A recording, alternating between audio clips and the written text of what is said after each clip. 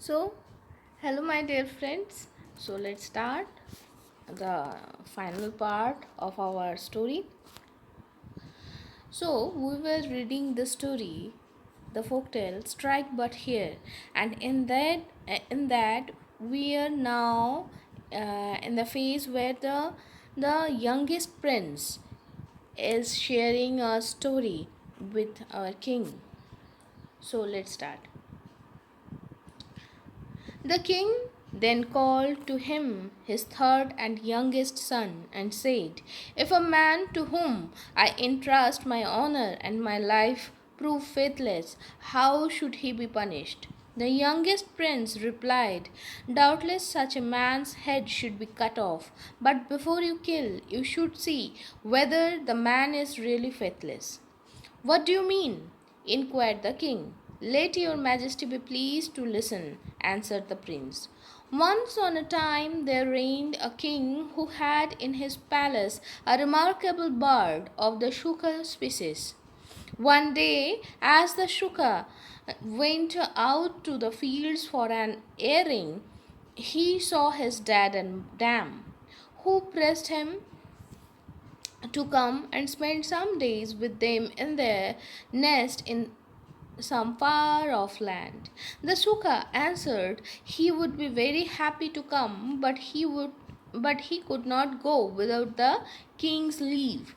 He added that he would speak to the king that very day and would be ready to go the following morning if his dad and dam would come to that very spot. The Suka spoke to the king, and the king gave leave with reluctance as he was very fond of the bird.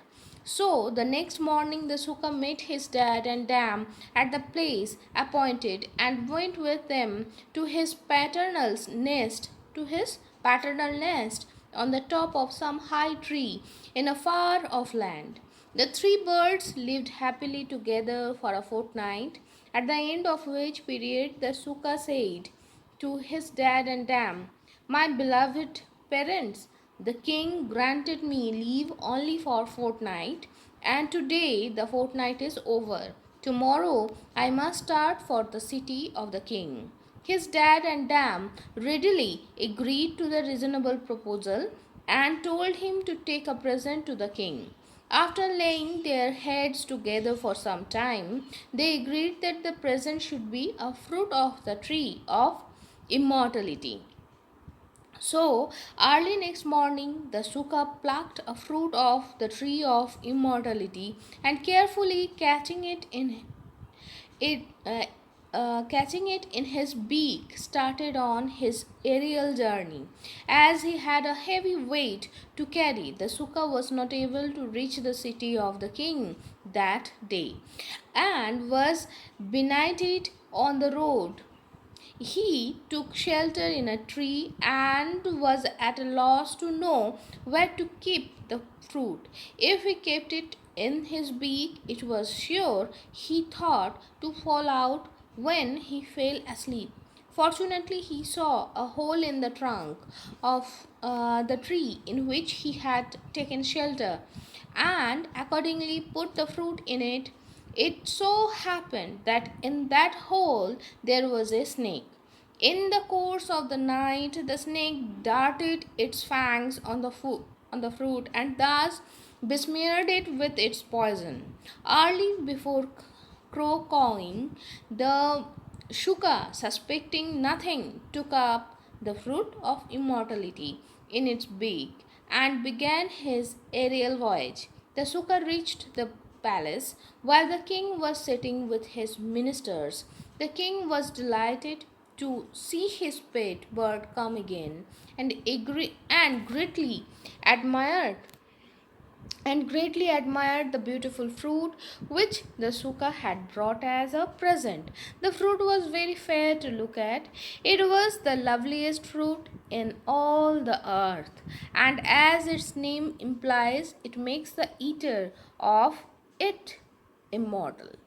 The king was going to eat it, but his courtiers said that it was not advisable for the king to eat it as it might be a poisonous fruit.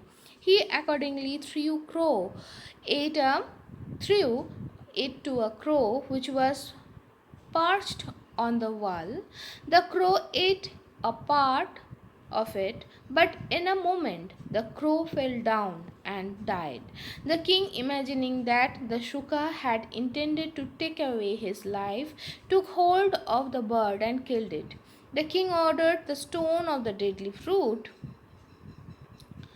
as it was thought to be planted in a garden outside the city. The stone, in course of time, became a large tree bearing lovely fruit. The king ordered a fence to be put round the tree, and placed a guard lest people should eat of fruit and die. There lived in that city an old Brahman and his wife, who used to live upon charity. The Brahman one day mourned his hard lot and told his wife that instead of leading the wretched life of a beggar, he would eat the fruit of the poisonous tree in the king's garden and thus end his days.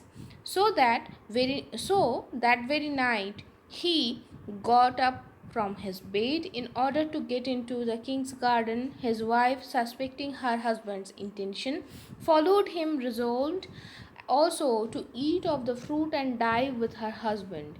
As at that dead hour of night the guard was asleep, the old Brahman plucked a fruit and ate it. The woman said to her husband, "If you die, what is the use of my life? I will also eat and die." So saying, she plucked a fruit and ate it. Thinking that the poison would take some time to produce its due effect, they both went home and lay in bed, supposing that they would never rise again. To their infinite surprise, next morning they found themselves to be not only alive but young and vigorous. Their neighbors could scarcely recognized them. They had become so changed. The old Brahman had become handsome and vigorous, no grey hairs, no wrinkles on his cheeks, and as for his wife, she had become as beautiful as any lady in the king's household. The king, hearing of this wonderful change, sent for the old Brahman, who told him all the circumstances. The king then greatly lamented the sad fate of his pet bird and blamed himself for having killed it without fully inquiring into the case. "Hence it is," continued the youngest prince, "that I told your majesty that before you cut off a man's head, you should inquire whether the man is really guilty. I know your majesty thinks that last night I entered your chamber with wicked intent. Be pleased to hear me before you strike. Last night, as I was on my rounds, I saw a female figure come out of the palace. On challenging her, she said that she was Rajlakshmi, the guardian deity of the palace, and that she was leaving the palace as the king would be killed that night. I told her to come in and that I would prevent the king from being killed. I went straight into your bedroom and saw a large cobra going round and round your golden bedstead. I killed the cobra, cut it up into 100 pieces, and put them in the pan dish. But while I was cutting up the snake, a drop of its blood fell on the breast of my mother, and then I thought that while I had saved my father, I had killed my mother. I wrapped round my tongue a piece of cloth sevenfold and licked up the drop of blood. While I was licking up the blood. My mother opened her eyes and noticed me. "This is what I have done. Now cut off my head if your majesty wishes it." The king, filled with joy and gratitude, embraced his son, and from that time loved him more even than he had loved him before. Thus my story ended. The Natiya throne withered